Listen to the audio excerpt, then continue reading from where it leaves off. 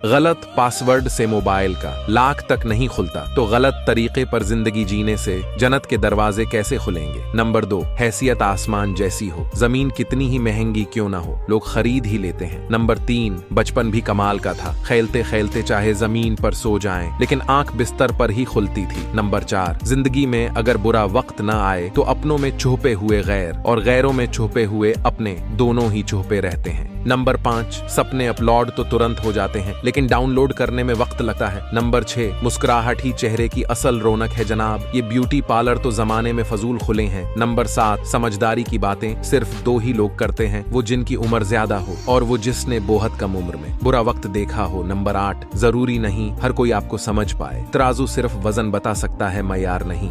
Number 8, लोग चाय की थैलियों की तरह होते हैं, जिन्हें खोलते हुए पानी में डाले बगैर पता नहीं चलता कि उनका असल रंग किया है। अगर आप इन बातों से एग्री करते हैं तो कमेंट में यस जरूर लिखें और मुझे फॉलो करके अपना दोस्त बना लें, हमेशा सही राह दिखाऊंगा।